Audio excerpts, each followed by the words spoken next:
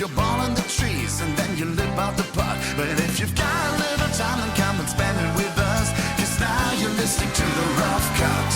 Hello, and welcome down to another episode of the Rough Cut Golf Podcast, where you join us in potentially, if I can say that word correctly, the most beautiful settings that a podcast has ever been recorded.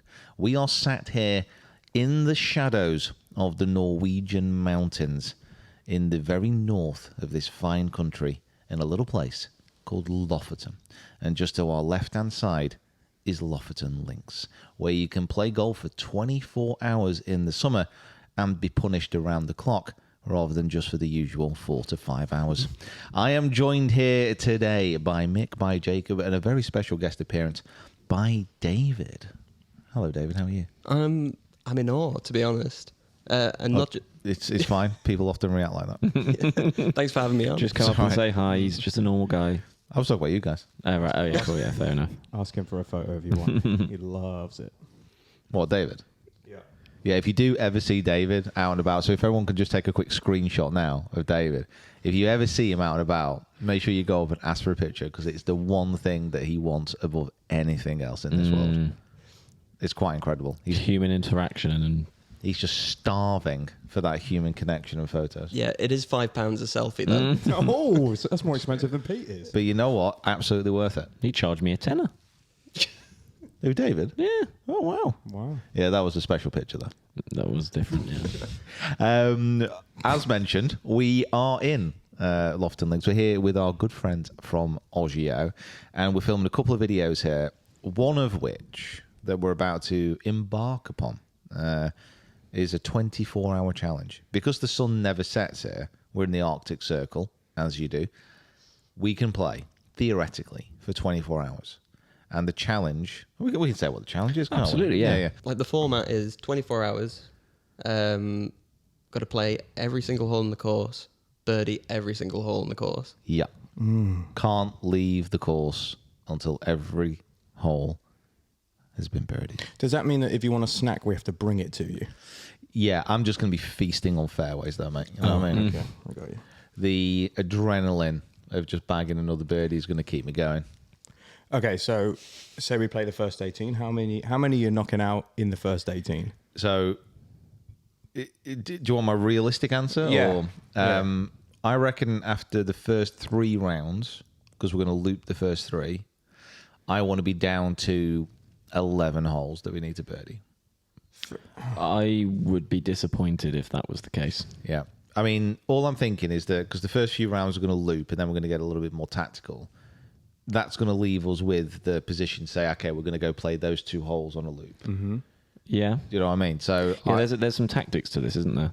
There's definitely a way you can go about this. I just want to knock off like all the par 5s, get them out of the way, a few of the easier par 4s, get them done, and then just leave those kind of... If we get like a few birdies on the harder holes, that'd be great. But at the end of the day, we're going to be left with 3 holes that are just hard. I suppose as well that because there's sort of a shackles unleashed kind of mindset to this, is that you don't actually really have to think necessarily about, oh, what is the professional play? It's more like, oh, it's a drivable par 4. Let's just try and get a really good drive away.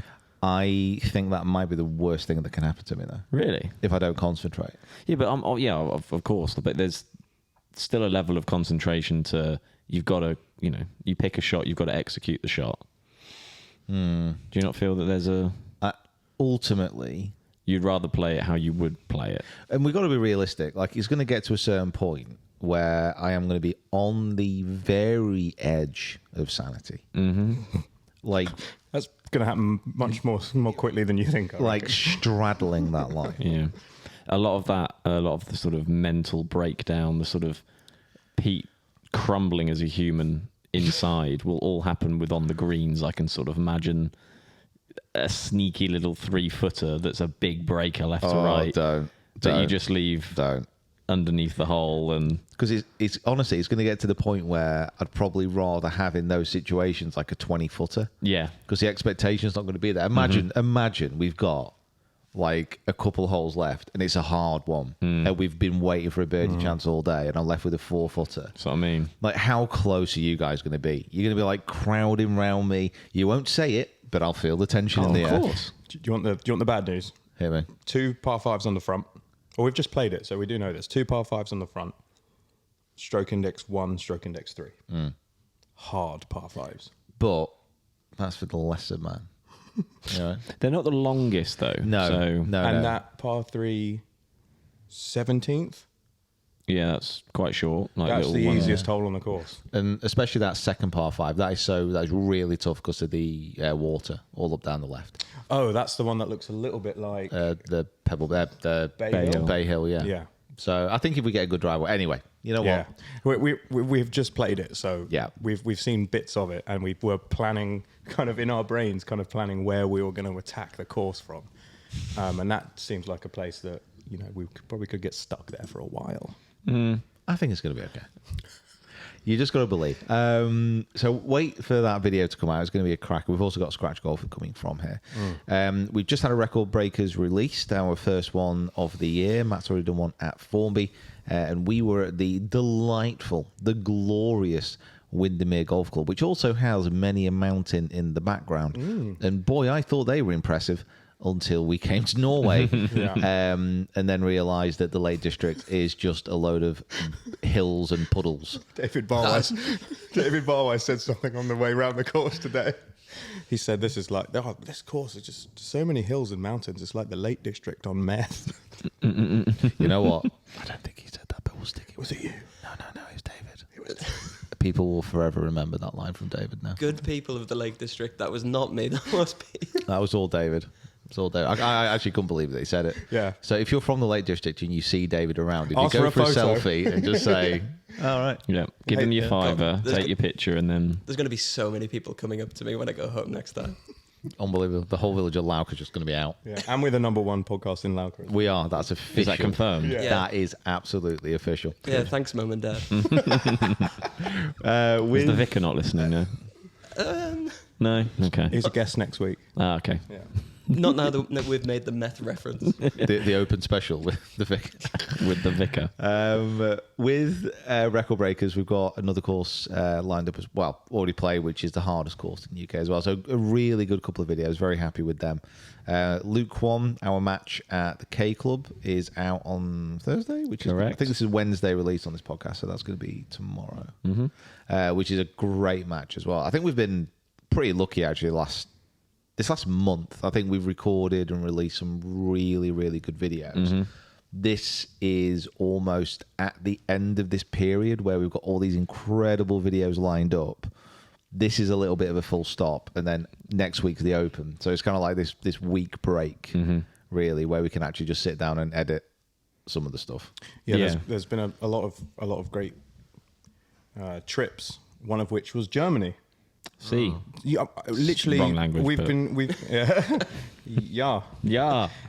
Yeah. We literally haven't even. You came home, we played golf. We as in me, Me Mick and and you. Jacob, yeah.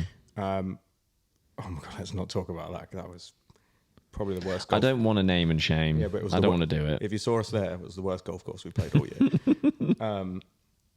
And then England won on penalties. That was delicious. And then we flew straight here. So we've not even talked about Germany yet. So talk to me about Germany. What happened? Do you want to take the lead? I can have a little chat. I'll have a few more sips of coffee. What happened in Germany? I mean, we were there for the BMW International Open. We went there a couple of years ago, so we'd known the course. We'd been there. There's a video that we filmed with Rafa Cabrera-Bello, which has one of Pete's greatest shots, possibly on camera. And I don't think so. No? It's one of golf's greatest shots. Okay, got Okay. it. Oh, that's All right, sorry. embarrassing. Sorry for belittling your achievements. It's the best thing I've ever done. We call it a chip in, and Pete always corrects us. It's a pitch. It is a pitch. It's a pitch. But Yeah, if we'll you're allow it. watching on YouTube, put in the comment. You've seen the chip in that Pete duffs out of the rough and it rolls into the hole. If you think that that's a pitch in, comment below and say it's definitely a pitch, not a chip. And it's out of a water hazard, actually. Yeah, it's fine. Off stones. Yeah, it's good. Carry on with your story. Good, okay. So if you haven't seen that, go check it out. No, we were back over there with our good friends at BMW this time, and we were playing in the Pro-Am. We were playing in the Creators Cup, or Drive Hive, I believe is the official term. And we were playing with Alex Fitzpatrick, who was our pro, who was really, really good. We managed to, spend 18 holes walking and talking with him. He was really, really great. Got the kind of YouTube vibe completely. Yeah, I think he kind of watches quite a bit anyway. And not always the case. Not always. Sometimes no, not at all. But no, he was awesome. We had a really good time. Met putting with Ellie for the first time. Miss Franzi for the first time, which was great. Gareth Bale, we played against him. You will find out the result of that very soon. And yeah, it was a great time all around, and we had a really nice time. Went into Munich for a couple of nights, which the last time we were there, we were staying like 20 minutes out, so we didn't really get to sort of see anything. So it was quite nice to go into the city and have, enjoy the local beverages. Watch some surfing. Yeah. River surfing. I saw that. That looks cool. Yeah, that was weird, but great. It was like one of the highlights of the trip. Yeah, had a great time in this Pro-Am, and then just like ended up walking through the city and then seeing people surf in the river. Yeah, it was flooding. Very cool. Not flooding is not cool. Surfing a river is very cool. I have to commend Munich on their water drainage system, by the way. Yeah, the streets weren't flooded. The rivers were a bit high, but it was perfectly channeled away. Yeah, that's Germany. They got everything right. Everything you could expect.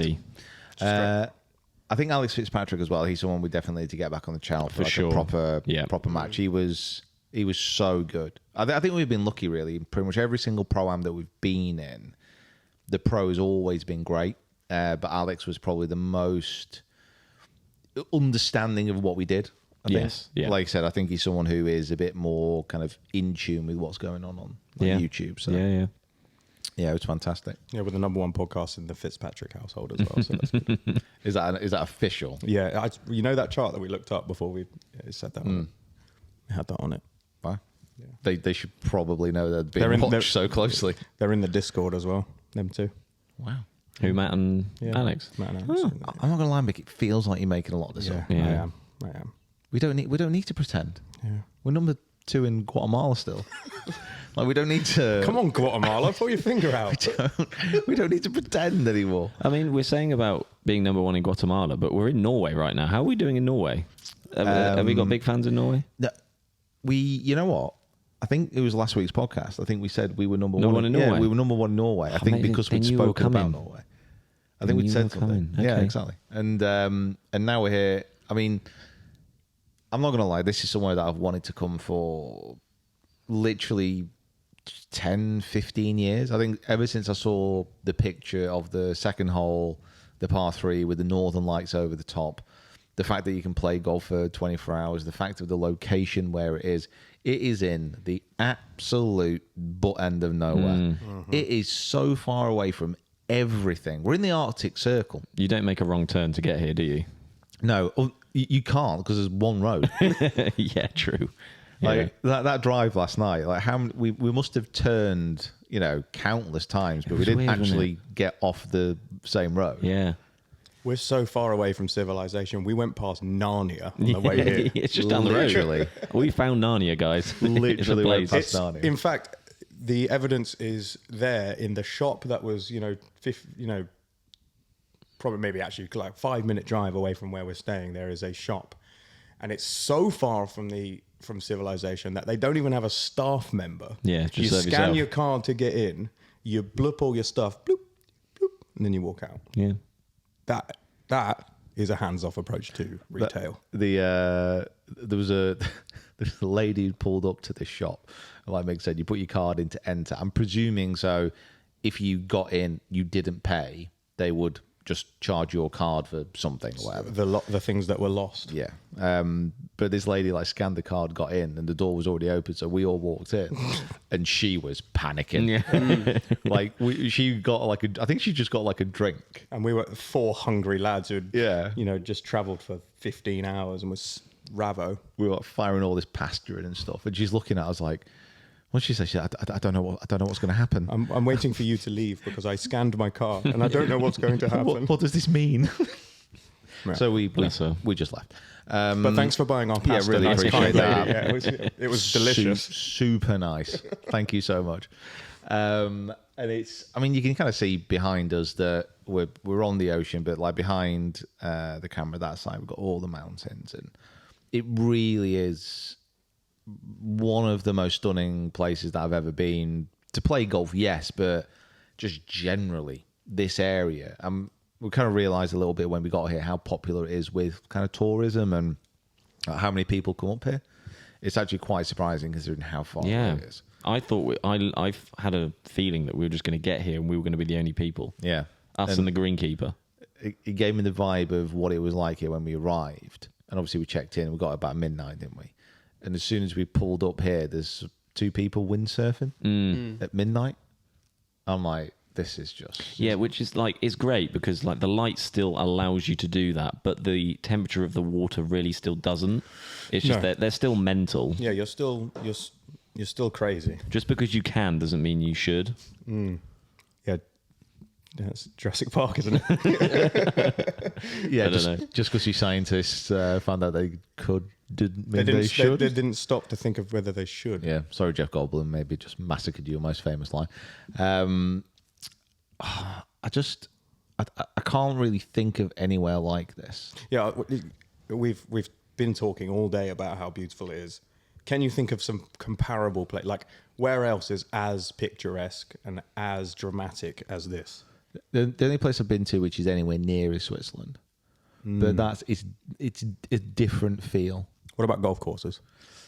Golf courses, no. Like this has to be probably the most stunning course in the world. I don't really know how you could compare. I mean, I'm very lucky. I've been to some beautiful places, but this is just it's otherworldly.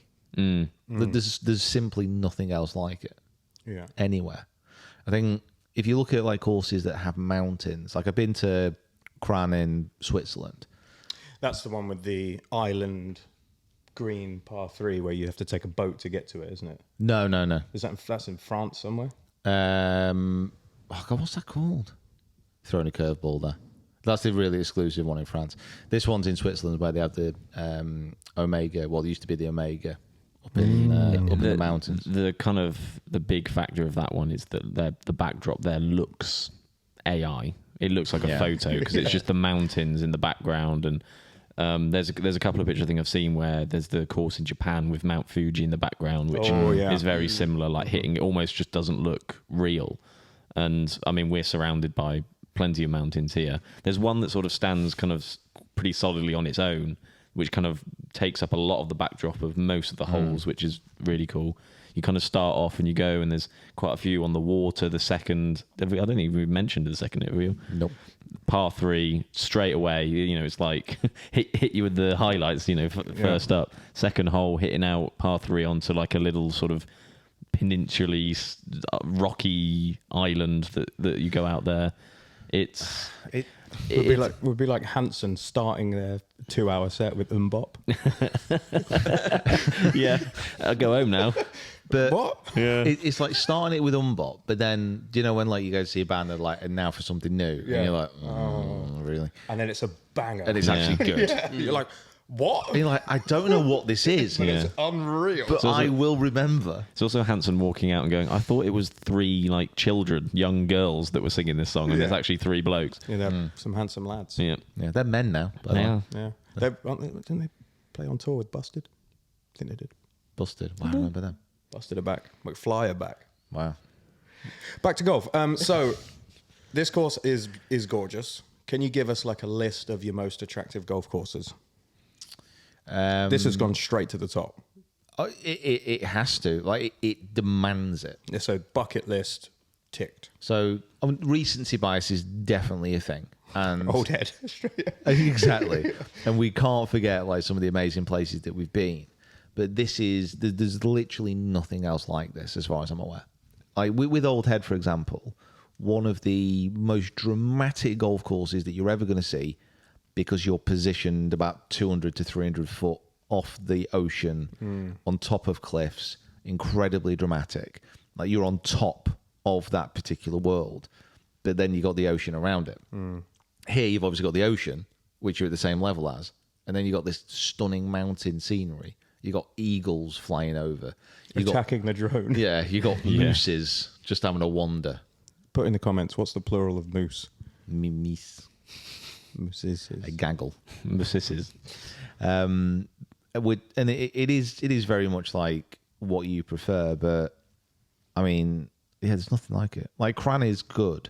What this has that Cran doesn't have, this is a better course in many respects. And you do have to be a little bit golf snobby maybe at times and being like, well, what are you actually looking for? You're just looking to play somewhere which is beautiful scenery to look at, or you're playing somewhere where you really want a good quality of golf course. I don't think this style of course actually appeals to. I think it appeals to most people, but there are some people who prefer perfectly manicured fairways and tree-lined courses, like a more of a parkland setup, like something that's a bit more Deere Manor or Augusta National, something like that. I'm not one of those people. You're right. You're building up to be like, and that's me. No, I still like it here too. Yeah, to be honest, if you come in for a round of golf and you just want to have a lot of fun, you want an experience. Yeah. Like the surroundings and everything that goes around the golf is sometimes more important. Yeah. Like if you're like a real golf perv, you know, you buy like architecture books, and you know your Redans from your Mackenzies. And you're like, you know what? Maybe sometimes these courses might not be for you. But if you just want like an all-round experience, then Yeah, I think my thought of it is instead of kind of like putting it in a list of the most spectacular, most beautiful kind of places, I almost kind of position it more in the you touched upon it with being the most fun, but that kind of enjoyment factor that you get out from playing the course. So for me, it kind of almost falls into like a bracket along kind of like a Tobacco Road kind of track, where it's not necessarily like obviously the very different golf courses, but you just don't get Tobacco Roads down every street in every city and every, you know, you just, they're so hard to come by, and it's such a fun, quirky, very individualistic golf course. Kind of feels weird, but it's good. Exactly, which I kind of got a little bit of a vibe from that as here as well. Like, you know, there's sort of a hole that, how is this hole here? And we're hitting to these rocks, and you know, the structure of the hole and the kind of architecture and the build up of it and all the kind of surroundings and the rockiness and the nature, the ruggedness of it all kind of, to me, gave a little bit of a tobacco sensation of playing a golf course, in that you just sort of get on the hole and you're looking down at it, and it's just like, yeah, this just looks fun and looks cool, and I could hit this into the water, but I'm still going to be happy because it's just great. Like, it just looks really, really cool. yeah, there's very very few courses in the world where you can incorporate rocks into like a design and it not feel too silly. Yeah. Like, it just adds to it here. Yeah, I think the rocks were here a long time before the golf course. That probably helps. You know what? I don't even know who designed it here. I've not even looked at who the architect was. Not sure. I am a bit distracted though, because we literally have a rainbow over the course now as well. What? Yeah. Oh my god, we do. It's kind of mental. Yeah, that's very cool. By the way, a very low rainbow. Yeah. Are they a bit lower over We there? are very high. Doesn't bode well for the 24 hours of golf, does it? Oh, don't be such a ninny. No. Oh, but it's raining over there. It's all right. Yeah, that- it's over there. Yeah. does that make a difference for you though? Because obviously when you go to play What, a course- rainbow? It makes a world of difference. Massively. the weather Yeah. when you go, because normally yeah. normally you only get to play a course once, maybe twice. Like a place like this, you're not going to end up here by accident Yeah. again. If I'll tell you this, for me, if I travelled all this way and it smashed it down for 4 hours whilst I was playing, it would dampen my thought process completely. It'd be a problem here as well, because obviously, well, we saw this. I mean, we got rained on a little bit today. When that rain swept in, it covered all the mountains. So the actual you lose scenery was gone. Yeah. So that was a bit annoying. But as soon as it cleared away, but then you had the aspect of all the mountains like grabbing the bottom of the cloud and them like being dragged over the top. And Jeremy Turner. Jezza. What a jazzer. What a job. Frody Hov, so that's the owner, and then Jeremy Turner was the architect, and Troon Golf Management Manager. Company got into think- the mix as I well. got the claws in, did they? Yeah. It's very easy to say, like, you have a look at this land and you can think, oh my God, like, how much fun would you have had designing this? But you've got to obviously still do the job and still make it as impressive as it is. And like, there's some patches on the course today that we went out to that haven't recovered yet from the winter. Bear in mind we're in July. Like, imagine Yeah. how rough the winters must be up here. The fairways must have been covered in snow. Yeah, literally. Like, it must be brutal here in the winter. Wow.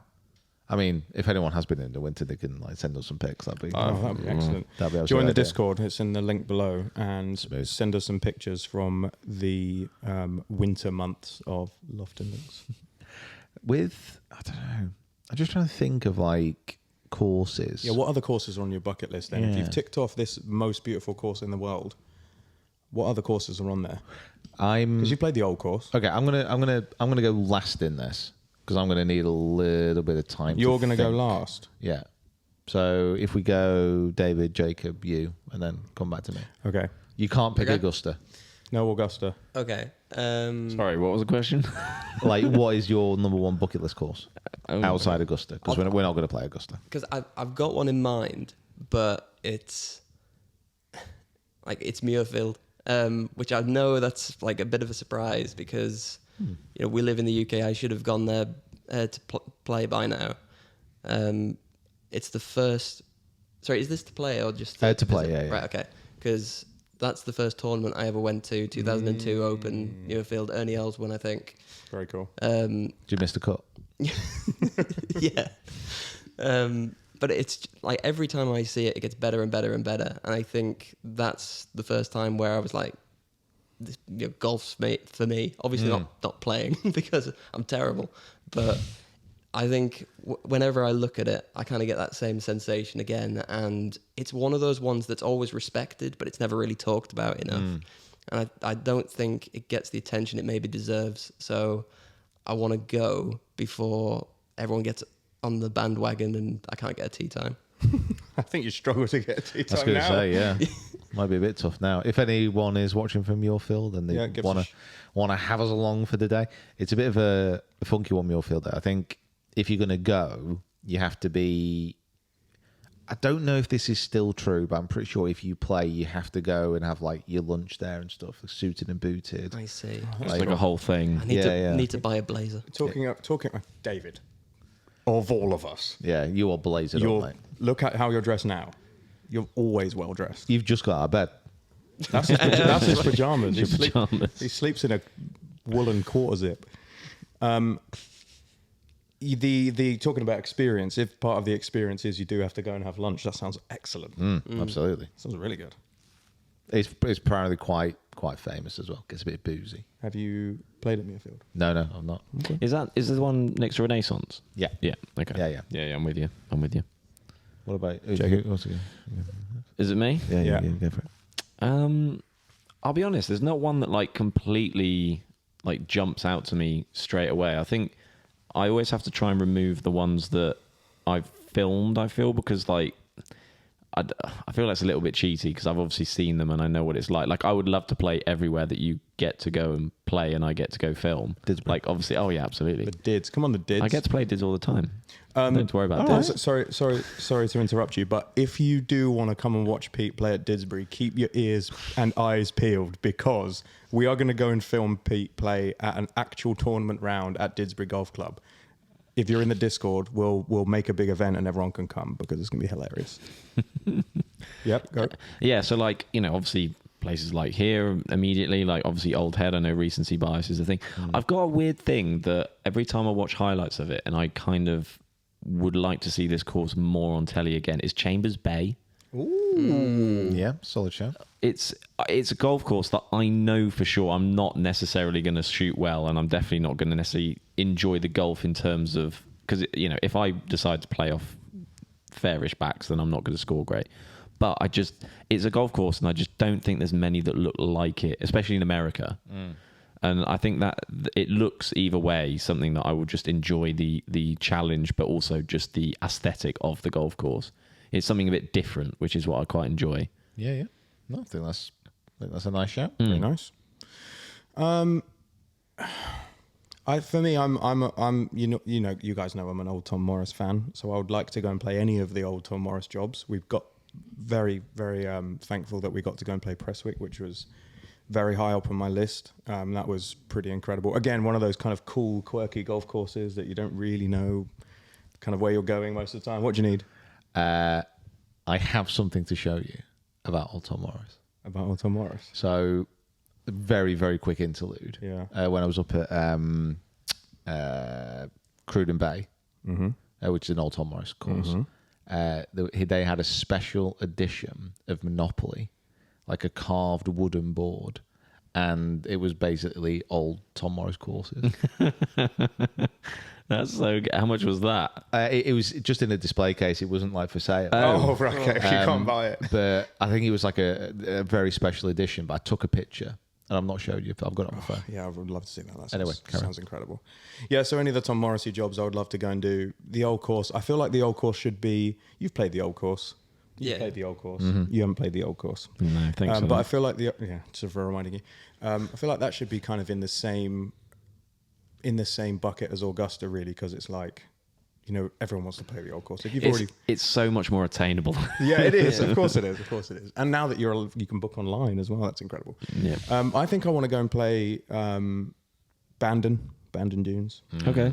They got like a big, they got 5 or 6 courses over there. Go and absolutely, they do like a 72 hole in a day challenge once a year, something like that. Cool courses where it's, great landscape, brilliantly designed. That's what I'm after. Bandon. Love that. Also, where's the players? TPC Sawgrass. I reckon that par 3 is getting done, I reckon. I reckon I could have it. Have you seen that? I don't know if this is for everyone, but I've seen there's something that you get with your round. You get a little like bag tag of the 17th, and they will etch in the score that you got on the hole. I must be honest. I think if you're going to pay $1,000 to play there, Yeah, I want something. yeah, Yeah. Except I don't really know if I want to have a little bit of metal given back to me with the number 37 on it. I was going to say, do they do double digits? Yeah. Oh yeah, no, the one I saw the guy had 15. love that. It's a good story, though. You again, if you're going to pay that money to play that course, Yeah. I am hitting a ball that will land on that green. Oh, yeah, I at don't least care if I once. put down 20 balls. Do you reckon leaving. Do you reckon that's close? I mean, there's a very beautiful par 3 here. Do you reckon that's close to the best par 3 in golf? It's hard. Well, most recognisable I think for most sure. famous. Yeah. Okay, so what's the best? You like the postage stamp? I mean, obviously. The thing is, though, so I mean, when you watch the videos, the second hole here, for example, is very, very. It's just a stunning par 3. It's so different. It's hitting out into the ocean. It's surrounded by rocks. But for me, something like the postage stamp is, I mean, I'm not saying it's going to be the best par 3 in the world, but it's interesting. It's really short. It's got a green which is very hard to hit. It's got bunkers left and right, which if you go in, you're screwed. And they've been there that long, they've got their own names. And the fact is, like, when you step on that hole, like the second hole here, I've stepped on that hole, and obviously, thousands of golfers have played it. But you step on the postage stamp, and you can remember shots. You can recall the players that have been there, and you're standing in amongst like history on those holes, and you can just recall it back. And that's what kind of adds to the mystique and the grandeur of a golf course, and makes it kind of more desirable to play. Yeah, I agree with you on that. I think when I first went, I was almost taken aback by the kind of how innocuous of a hole it is, because Come on, you swallowed a dictionary. because Excuse you. I'm well versed in the language. I think of it. That's wonderful. So you have to speak Norwegian just because we're here. The thing is, I can't follow up by going It's such like you get on the tee and you look at it, and because it was the first time that I'd seen it, and all you hear is it's actually really short, and it's just this, that, and the other.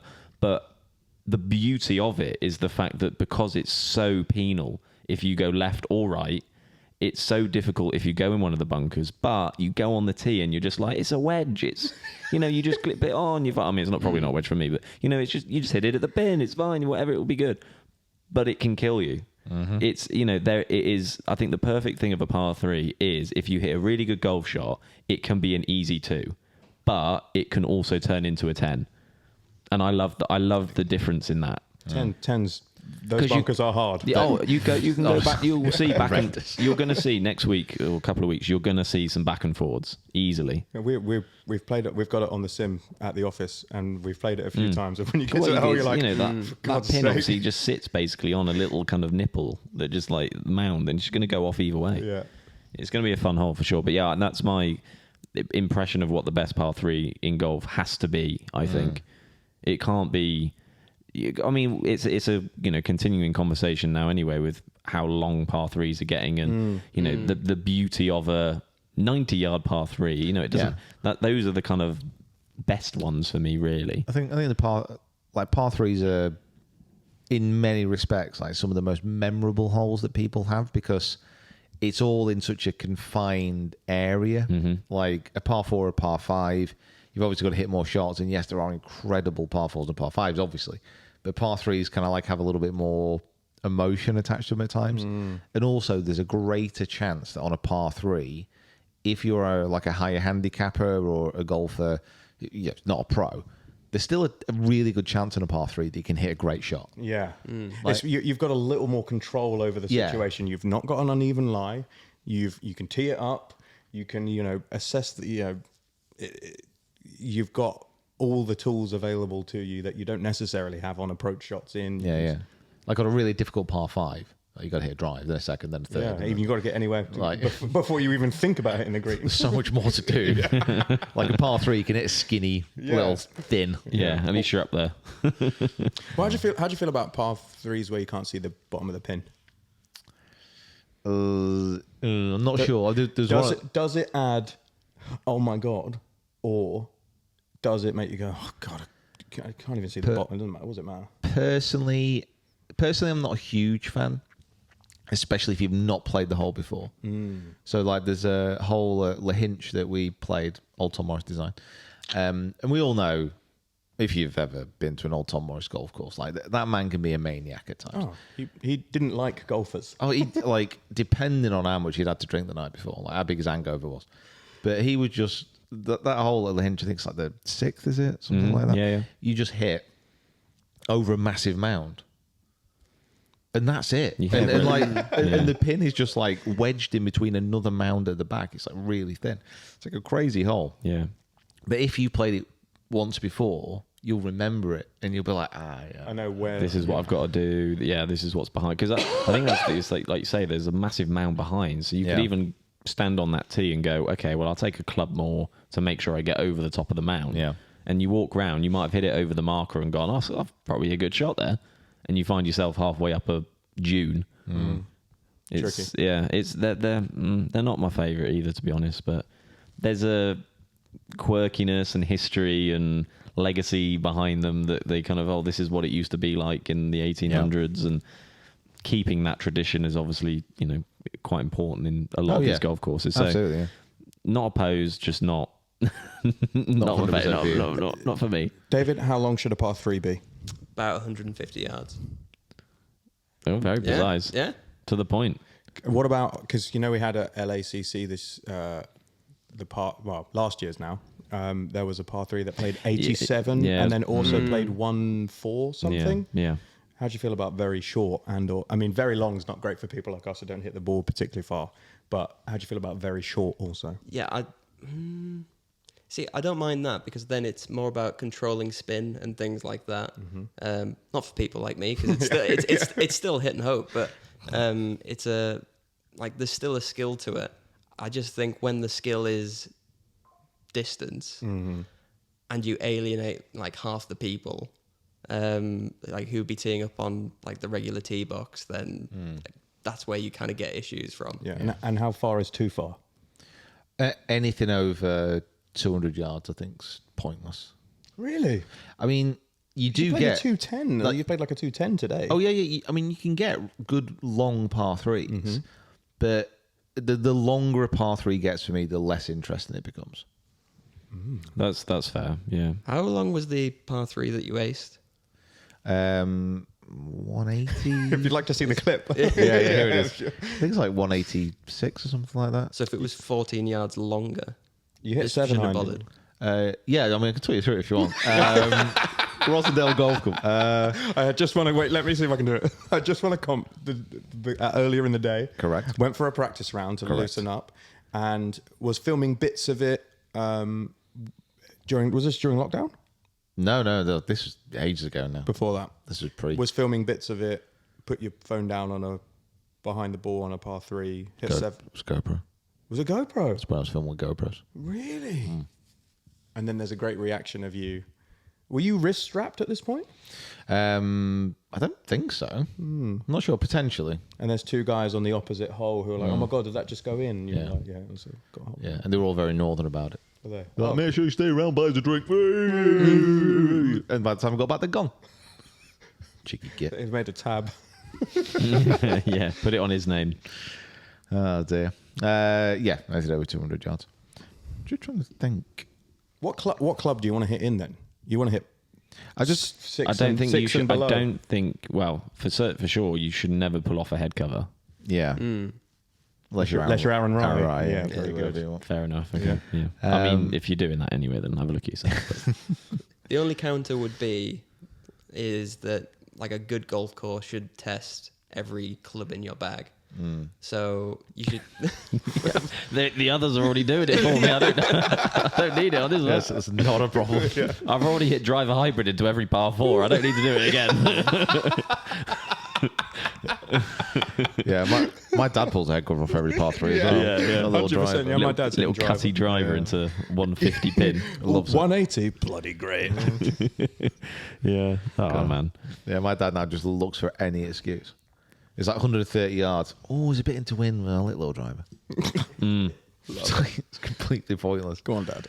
They weren't hitting any little drivers at John Deere this week or last week, were they? No, they certainly were not. That golf course is just getting ripped apart year on year. I mean, I think for those guys, I think Jordan Spieth, I watched a little bit of it. Jordan Spieth said that he has been playing the last few months, and all the courses that they've been playing on have been actually quite hard. Like as far as scoring wise goes for the PGA Tour, they're actually toughening it up.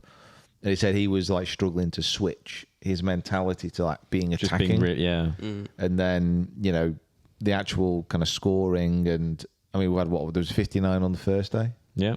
Hayden Yeah. Springer 59. Yeah. Yeah. What's that 14th sub 60 round since whatever Yeah. on the PGA Tour? Just Yeah, he had a great Crazy. great eagle and a great eagle on, I think it was on the 17th, and he had a birdie on the 18th to do it. It was a great putt. He had a hell of a front nine. I think it was 8 under on the front. I wanna say. unbelievable. Yeah. No, there's some. I mean, and there's guys as well. I said this before. There's so many golfers out there, and I've no disrespect to Hayden Springer, but I didn't know who you were until No. that. And there's all these high caliber guys. I mean, obviously, Luke Clanton's another one who's smashing it at the minute. He kind of sort of, I don't want to say come through good fame because he's been around playing stuff, but obviously he's been mentioned, he's wearing good apparel now still as well and I whatever. think technically a good athlete was in a load of videos. I didn't recognize him when I saw him on TV because he had much longer hair when he did a run of Yeah. videos on Good. But yeah, is he the first? You know the year. Yeah, so he's the first amateur since 1958 to have back-to-back top tens Yeah, on the he PGA He Tour. went T10 and T2. Yeah, so and he Getting almost closer. won. Yeah, I mean, like you say, we've already seen one amateur win on tour this year in Nick Dunlap. We've seen people like Neil Shipley in the last 3 or 4 weeks as well, playing insanely good golf and then turning pro.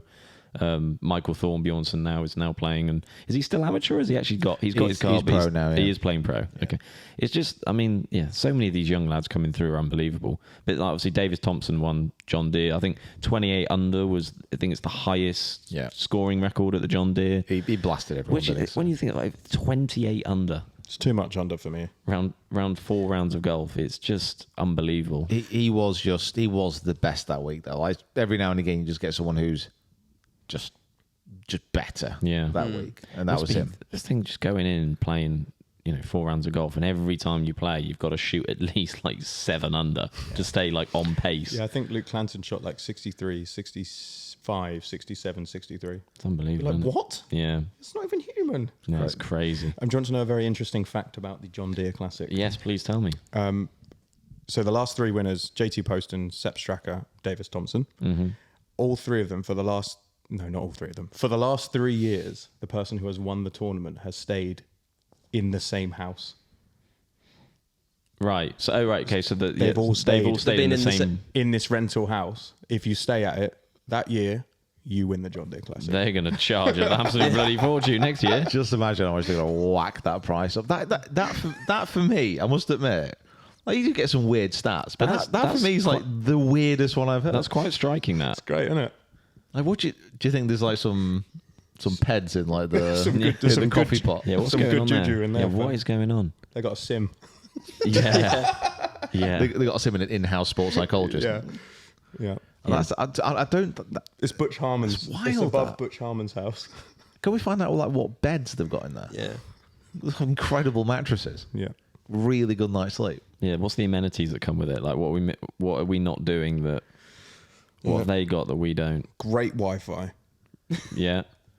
Maybe no Wi-Fi. Oh my god. I thought that. Like, Yeah, it's in a like a black spot where there's no signal either. No access to fast food. Oh no. Yeah. No. Like, there's no delivery out there. There's no delivery or anything. How do they get the protein in there if there's no chicken nuggets? There's a farm shop. Oh, you got to cook yourself. No, they cook it for you. Okay. So that's what I'm thinking. Does the property come with a chef or something? It's over the road from a ale house as well. Or that's just a great brewery. Yeah. Imagine if you're the owner of that, like especially if you're hosting someone, the pressure to like to get the setup right every year. Yeah. That's I would love to remind that for next year and see if we can see what the price. I mean, we probably won't be able to find it, but I want to know what they pumped the price. Well, the PGA to. Tour found it. We got to find it. How much is it to win the John Deere? Okay, that's how much it is to stay here. Yeah, they're like charging 10%. 10% of the winner's check to stay. Yeah, it doesn't even have a price on Airbnb. It just says inquire. No, they're gonna have, and they're gonna do the biggest flex. Whoever books it, they're gonna go. Don't pay me now. Yeah. After the tournament, Pay how much you think it's worth. Yeah. pay me what you think. That's what Butch Harmon used to do with all his clients. He basically he was relatively selective, obviously, who he worked with. But like when Earl Woods kind of came to him and said, this is Tiger. I think he's all right. Could you work with him? And that's Butch was like, listen, I will do. And then at the end, when he's won his kind of first major, when he's kind of won all the rest of it, You give me just what? pay me what you think. Yeah. He did all right. He's getting by. Do you reckon we should start doing that with us? If I went to Butch, he'd be like, yeah, you could pay me now. Yeah. No, I was saying is if I edit for a month and then I'll just go, you pay me what you think. No, that's not That's a good a idea. terrible idea. That's not a That's good an absolutely awful idea. That's not a good idea. Even I know that. You get a box of Pro Vs or something. Yeah. You get a slap on the back. And a handshake. Yeah. Yeah. Handshake with one hand, slap on the back with the other. Yeah. Well done. You've done really well. Do it Well, again. if you're happy with free labour and exploiting me, then fair enough. I just want to point out to HMRC that that's not the case. Yeah, it's not. Good job, it's not, isn't it? Jacob's account's in the Cayman Islands anyway. So it doesn't Yeah, matter. exactly. I have a property in the Isle of Man. Excellent. I live in Douglas. Is the Isle of Man the tax haven? Is it Isle of Wight? Yeah, is it Isle of Man. Yeah. Yeah. I don't live in the Isle of Man. God, I wish I did. Lovely little property. Yeah. Well, there you go. So who knew? Well, that's a revelation from today's podcast. HMRC don't come after me. I don't live there. Let's quickly go from the Isle of Man straight back to Scotland because the Scottish Open is coming up this week, and then next week, the Open. Yeah. Yeah. It's weird. It's like last major of the year already. It's gone very quick. Real quick. This year's just frightening. And Roy hasn't won. Still. No, really? You're joking me. He's got one more go. No, but Scotty's back now, don't he? Yeah, but Kind of. He was a bit rubbish. I can't wait to see what happens to Scotty during the Open. Like something random is gonna happen. That's true. You can just tell, like wherever he goes, drama follows. we know that area of Scotland quite well now. So what difficulties can he find himself in? I don't know. But that you wouldn't have said he was going to get arrested either. That's true. You wouldn't have said he was going to be about to win a tournament when protesters stormed the green. None of those things were on the Scottish Sheffler bingo card at the beginning of the year. No, he's the best player in the world by such a great magnitude. He's created a gravitational pull of chaos around him, and in the middle, he's just a centered ball of calmness. Yeah. It's weird that he and Bryson are both equally the king of content at the moment and could not be approaching it in any more different ways. That's completely different ends of the spectrum.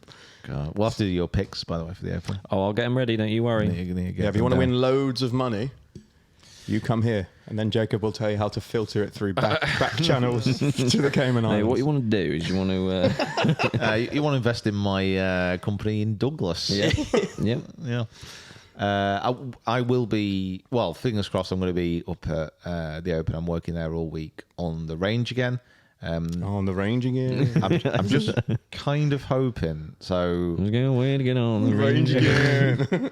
hopefully you can't see from the cameras, but like my eye is just like, it's getting worse and worse. Oh yeah, that needs to clear up, doesn't it? Yeah. Like I don't think that. I'll be honest. It doesn't look as bad as earlier. It's Right. definitely getting better now. It's hurted more. I've got some kind of infection in my right eye, and it's like I could see the bottom of it before, and now it feels like it's It has gone down. Yeah, it's definitely got down a bit. Yeah. Yeah. okay. That's right. I think it's the coffee. See, when in doubt, I'm going to be a doctor. Just prescribe You want coffee. to have some coffee with that? Yeah. Earache. Just put it in your ear. The coffee into your ear. Yeah. Got a cold? Put it up your nose. Leeches and coffee with you every day. If the thought process Constipated. is, well, yeah, No, just drink it normal. Coffee enema. I was going to say is if your thought process of the way to deal with it is you just have to pour coffee down the orifice you need it to go down I've got an infected eye. into the eye. Into the eye. Coffee bath. Well, I think. Listen, we don't. Do we truly? Have we truly unpacked the mysteries of coffee? We don't know. You know what I mean? We don't know the full effects yet. We're not James Hoffman. We don't. Who's that? Is that? He's the really nerdy coffee guy. That He was. Oh, is he the slurp guy? Yeah. He is Mick's YouTube crush. Oh my god, that hair, those glasses, that schlurp. Do you know what? If you already told, I'd never seen this guy before. You said his name's James Hoffman and he's a massive coffee guy. I knew he was wearing glasses and I knew he's got some kind of like He's quiffed out hair. Yeah. He's got silvery quiffed hair. Yeah. Of course he has. Of course he has. He's a coffee connoisseur. Yeah. I bet he wears a button up as well. He did inspire me though, because I'm going to borrow from his YouTube setup to do. Well, I'm going to attempt to do something pretty special for the end of the Quest for the Open season. So stay tuned for that, because he did something that I really liked and I really want to do. So we're going to do it. You're gonna get a nice coffee machine. Yeah. That's fine. No. You're okay Oh, with that? I'm alright with that. Yeah. I can use it to treat all my ills. Yeah. It's to do with audio on YouTube. All right. Oh, I know what I you're know what about. you're about. Yeah. Yeah. Oh, that's a shame. Sore ankle. And that's when you start using just like ground coffee. You just have to kind of massage it in. Oh, yeah. Coffee Does it work grounds. with instant? Don't be disgusting. You drink instant at the office. Don't Yeah, pretend that you're a Yeah, snob. no. The incidents are when the pods run out. It's just, it's like an emergency measure. Yeah, you shouldn't drink instant. Instant's trash. No, but a push, it's fine. Yeah, it's for you. I think it's more just the caffeine content. Do you even like the taste of coffee, or do you just like what it does to your brain? No, I do like the taste. Listen, the amount of coffee that I've drank in my lifetime, if I didn't like the taste, Yeah. Okay. We'll be struggling. If there is a coffee company watching that does want to sponsor. Yeah, that's a very good shout. Oh my God, just imagine. That's the sponsor that we want. We want a coffee machine sponsor. But what if, like, the CEO of like Nescafe is watching this?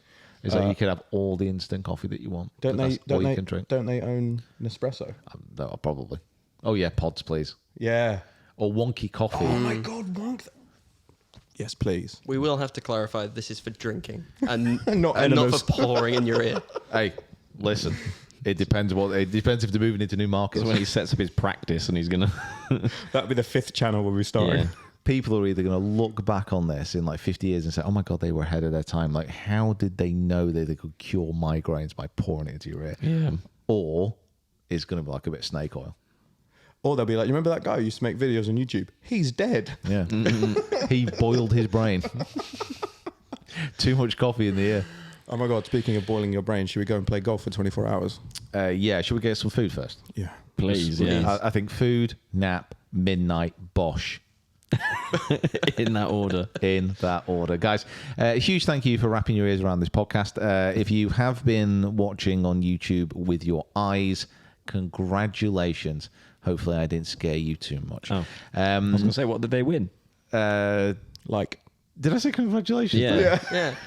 Well done. You know what? Well done. I had no idea where that came It's from. delirious. And if you haven't subscribed to the YouTube channel, please do. Go join the Discord and make sure that you leave a 5-star review on your favourite podcast provider. David, thank you. Jacob, thank you. Mick. And we'll Don't fuel the comments any more than they need to be fueled, for God's sake. Mick, thank you very, very much. And guys, thank you again so much for being here with us at Lofton. Yes. We'll see you next time. I was going to search you for an out there. No, the Open next week. That's all we need to know. See you at the Open, everyone. See you at the Open, hopefully. Fingers crossed. With a patch and a parrot. That'd be a flex. I'm going to suggest that to YMG. I'm like, so I'm building a character. Are you still going? I'm building a character. I want a patch and a parrot Fade him out. called Ian.